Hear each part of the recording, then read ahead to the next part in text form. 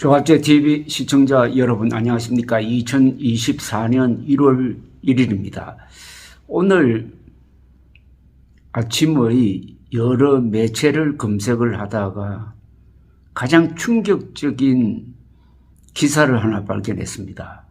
이게 동아일보 사설입니다. 제목이 충격적입니다. 윤 대통령 올해는 신년 기자회견 해야. 윤 대통령 올해는 신년 기자회견 해야. 이 제목 자체가 뉴스입니다. 아니, 이런 기사 제목이 나올 수가 있습니까? 이런 사설 제목 여러분들 상상이 됩니까? 대통령의 기자회견은 그게 의무입니다. 대통령이 국민을 대표하는 입장에 있는 기자들로부터 질문을 받아가지고 답변을 하는 것은 국민들에 대한 보고입니다. 역대 대통령이 다 그런 측면에서 기자회견을 했는데, 다만 문재인, 박근혜 두 사람이 좀 문제가 있었습니다. 그렇더라도 윤석열 대통령처럼 2022년 중반 이후, 그러니까 3년째 22년, 23년, 23년 3년째 정식 기자회견을 안 하는 대통령은 처음 봅니다. 대통령은 기자회견의 무기입니다. 자신의 무기입니다. 기자회견에서 대통령이 하는 이야기는 전부 다 뉴스가 됩니다. 아무리 날카로운 질문이 들어와도 대답하지 않으면 되는 거예요. 그러니까 기자회견은 기본적으로 대통령이 주도하게 되어 있습니다. 기자는 질문권밖에 없습니다. 기자가 무슨 수사권을 갖고 있습니까? 강제로 윤석열 대통령을 자기 원하는 대로 발언하도록 강제할 힘이 없지 않습니까? 근데 뭐가 두렵느냐 이겁니다. 참고로 이승만 건국 대통령은 주 1회 기자회견을 했습니다. 아무 준비 없이 기자들과 아주 편하게 앉아서 주고받는 그 이야기가 기록에 남은 걸 보면은 너무나 따뜻하고, 그리고 기자는 기자답게, 대통령은 대통령답게 이야기하는 게 당당하게 보입니다. 그런데 그동안에 민주주의가 얼마나 발전했는데 윤석열 대통령에게 동아일보가 올해는 제발 신년 기자회견 해주세요라는 이런 사설을 썼으니까 이건 세계적 코미디입니다. 윤석열 대통령이 기자회견을 안 하는 것은 가게 주인이 문을 안 여는 거하고 마찬가지입니다. 가게 주인이 문을 열고 물건을 팔아야 될 것 아닙니까?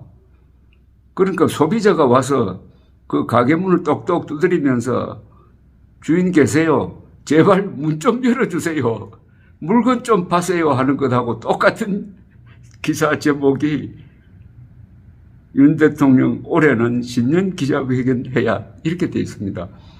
아니, 윤석열 대통령이 취임하기도 전에 당선 직후에 갑자기 청와대를 광화문으로 옮기려고 했더니 적지가 나오지 않는다. 그럼 다시 들어가서 심사숙고하고 나와야 될 것 아닙니까? 바로 국방부로 가겠다고 해가지고 대통령 집무실을 옮겼는데 아직도 집무실 이름을 정해놓지 않습니다. 잘못했다는 이야기죠. 그런데 그 명분을 제왕적 대통령을 청산하겠다고 했습니다.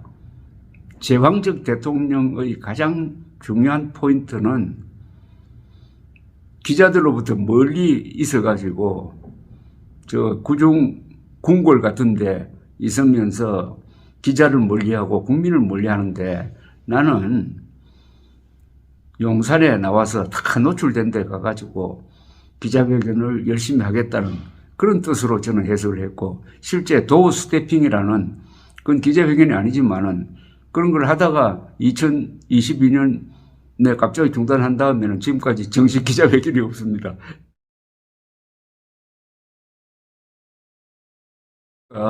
윤석열 대통령은 이거 직무 포기입니다.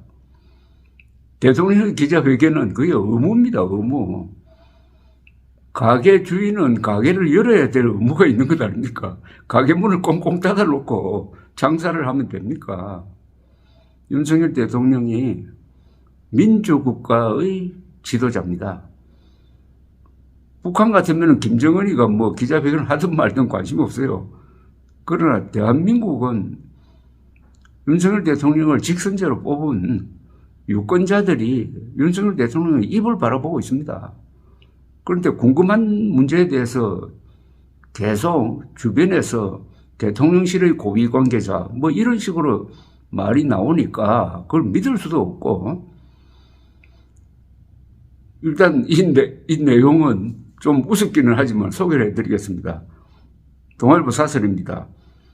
오늘 집권 3년차를 시작하는 윤석열 대통령은 경제와 안보 등 국정 전반에 대해 다양한 평가를 받고 있다. 하지만 대국민 소통에서는 후한 점수를 받기 어렵다. 대표적인 게 실종된 기자회견이다. 취임 100일 회견을 한 2022년 8월 이후 정식 기자회견이 없었다.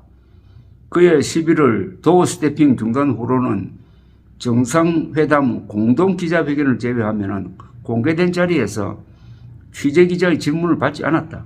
정식 기자회견은 직선제로 선출된 대통령 가운데 빈도가 가장 낮다. 사라진 기자회견은 대통령의 당초 약속과는 거리가 멀다. 윤 대통령은 당선 직후 참모들 뒤에 숨지 않고 정부 잘못을 고백하고 이해를 구하겠다고 말했다. 또 100일 회견 때는 질문받는 대통령이 되겠다고 약속했다. 현실 정치 경험 없이 당선된 대통령으로서 새 정치에 대한 다짐과 대국민 설명 책무를 떠올렸을 것이다. 그러나 이후 벌어진 상황은 실망스럽다.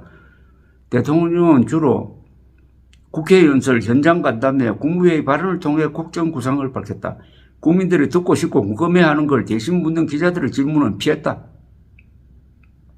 상방향 소통이 아니었고 들려주고 싶은 것만 알리는 절반의 소통이었다.